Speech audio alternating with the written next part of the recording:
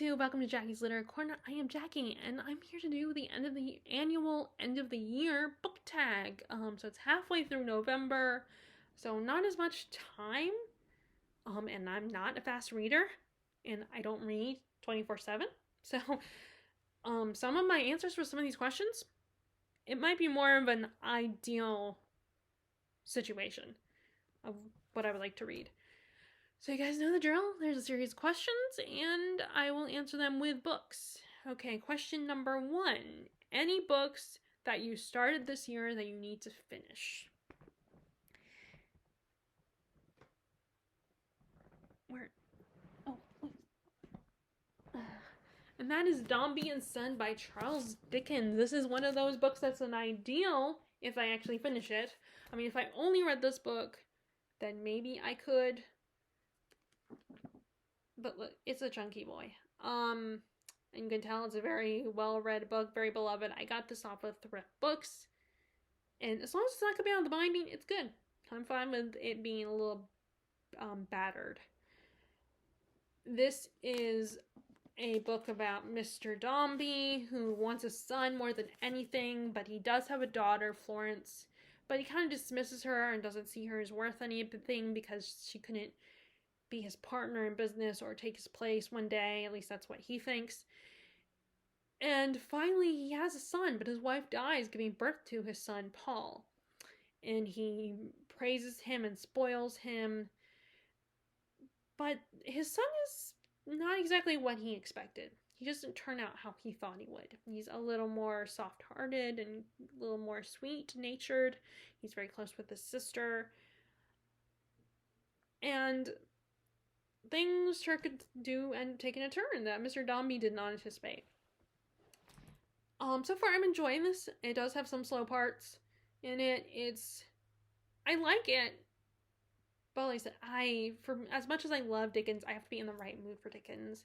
And I can't read him like when he's one of those authors that I try to bring on vacation, but I can't because there's too many distractions and I don't focus on it. And recently, when I brought it with me on our vacation in Florida, it didn't happen. I barely read any of it because I also had I had just got my Kindle for our London trip, and so I brought it with me because that's what it was for our vacation. So I brought that one with me, but because we were not flying to another country, I brought this one as well. And it didn't go well. And like I said, I focused more on my Kindle than this book.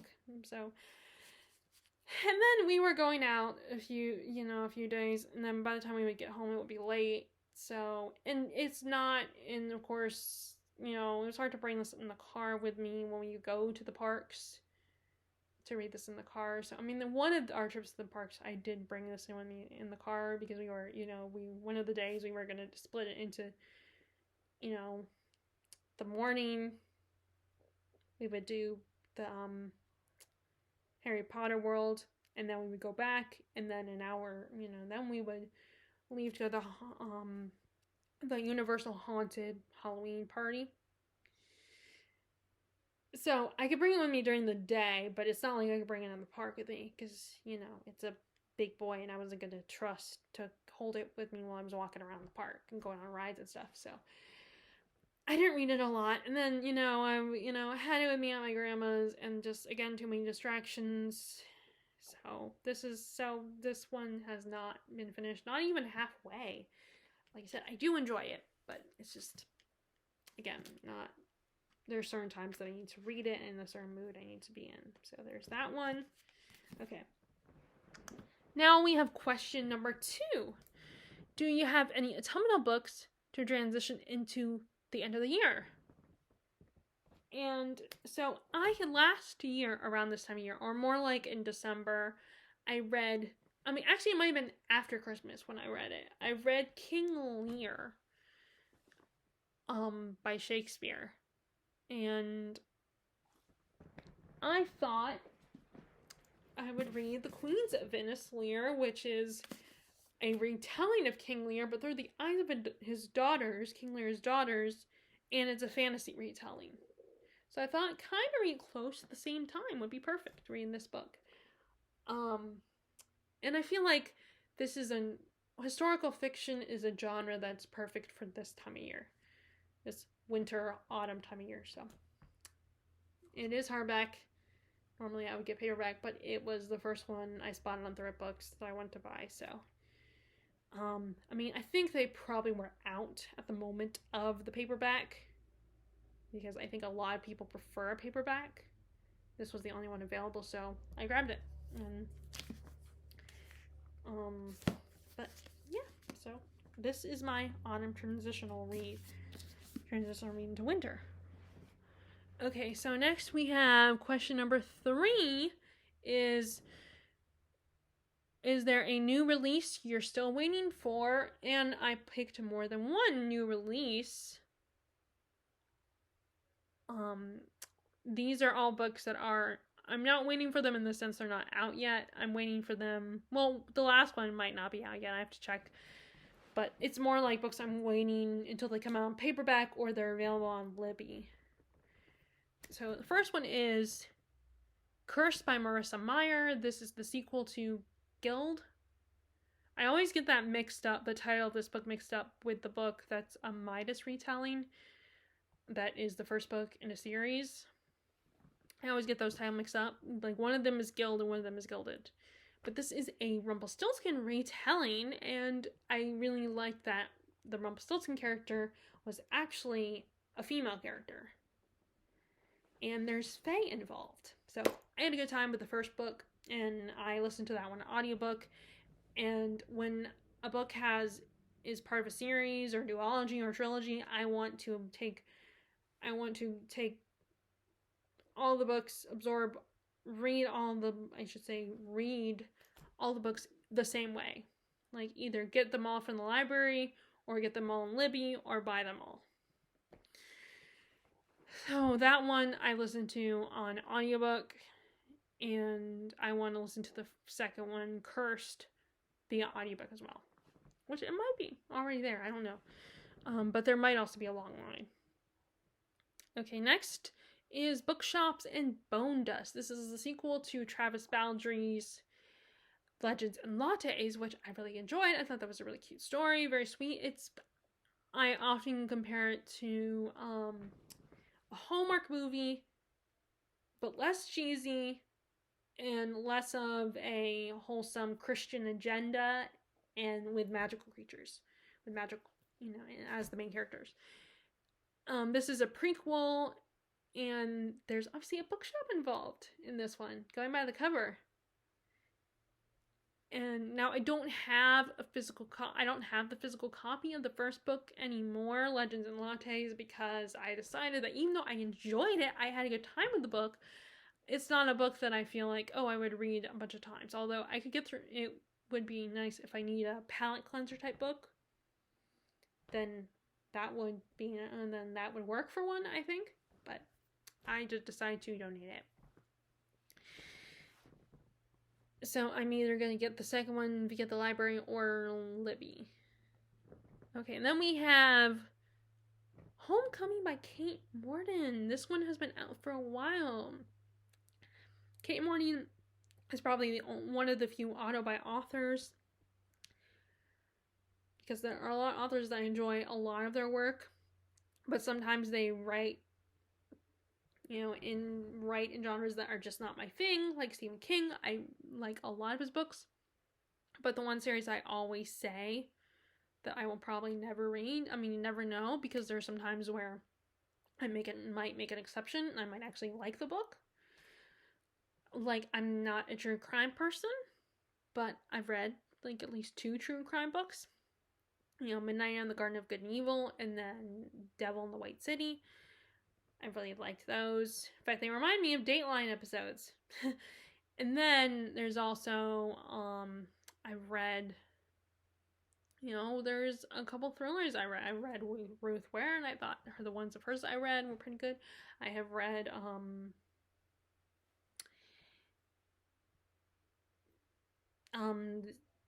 Nikki French, which is a husband-wife doing. Those are detective stories, and I thought those were actually pretty good. Read the series out of order, though. So occasionally, even though that's not my genre, I still liked those particular books I read. So tropes, I can, I might make an exception.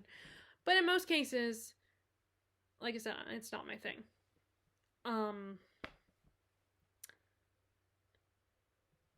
But, excuse me. But in the case of Kate Morton, so far she's written in a genre that I've enjoyed. Mostly historical fiction with a bit of a mystery type books. So I'm waiting for Homecoming, but I want to get it when it's out on paperback. I do really like the blue cover, and I hope it keeps that blue cover, that midnight blue cover on the paperback. But yeah, and I actually, when we were talking about going to London and I wanted to go to Waterstones, the famous bookstore, I was hoping to find that one there because I believe in England the paper books come out first. So I was hoping to find Homecoming there in paperback. But then that trip fell through, so there's that one. And then the last one is A Curse of True Love, For True Love by Stephanie Garber. I absolutely love the first books.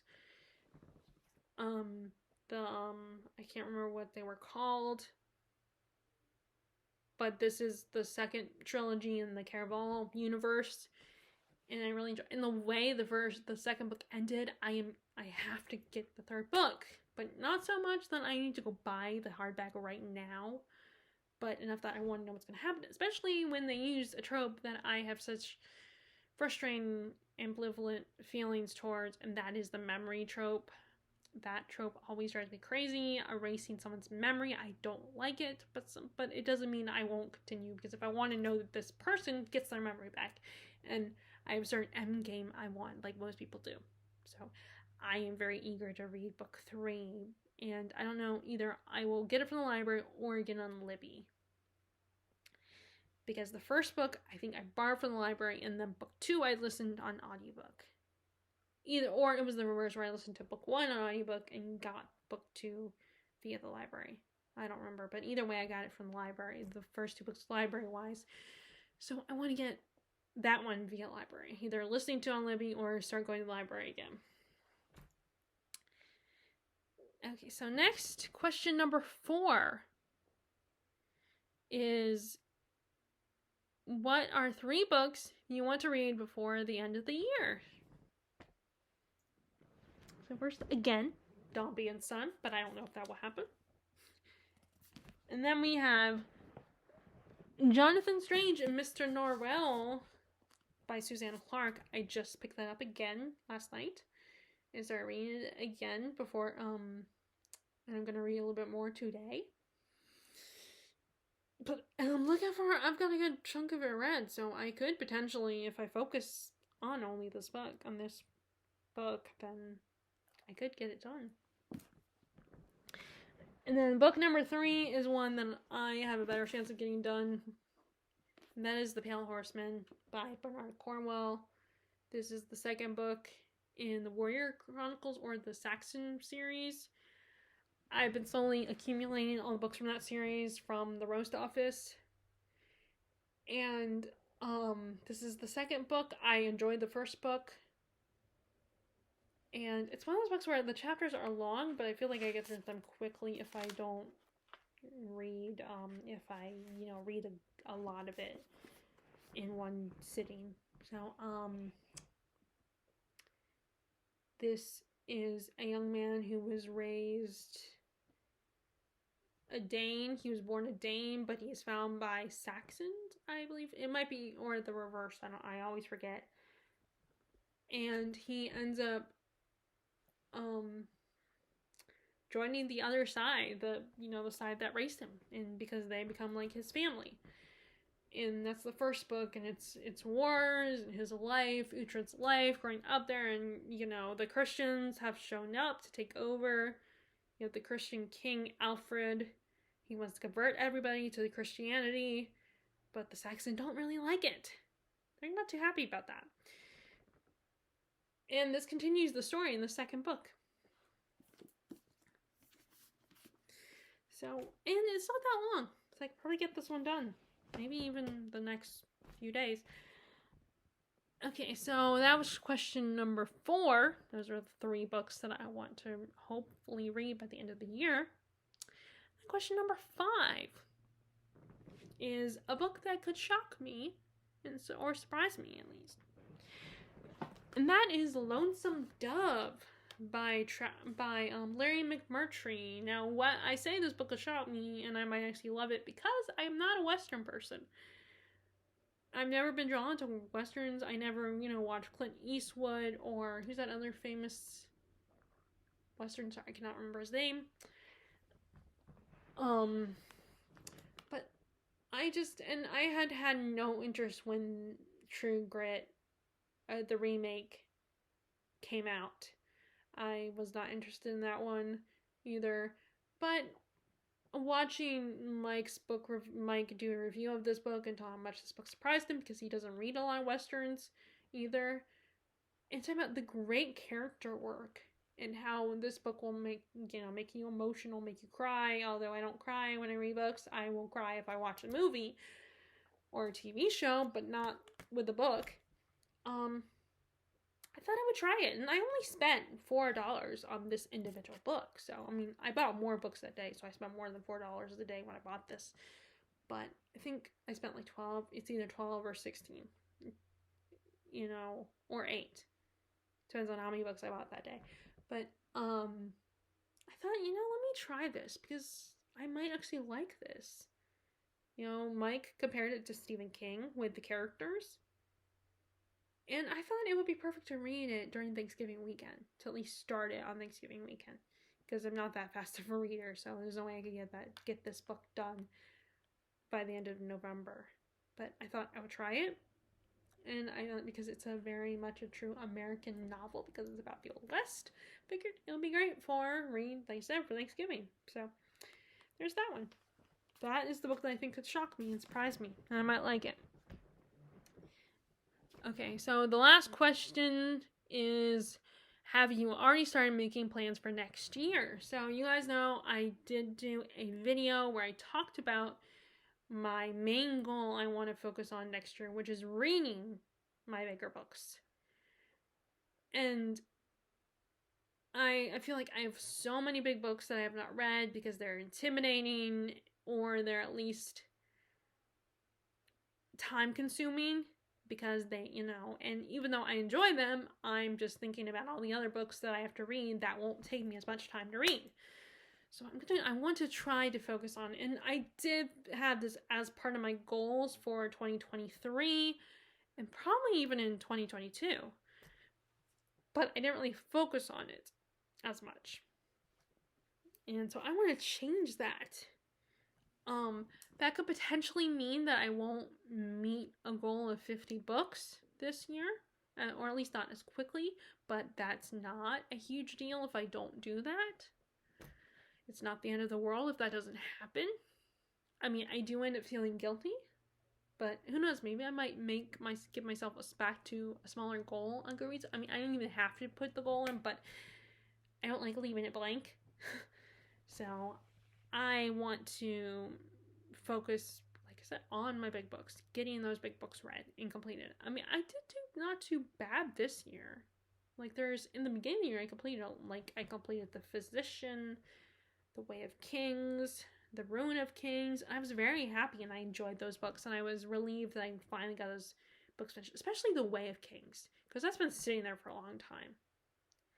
And I want to,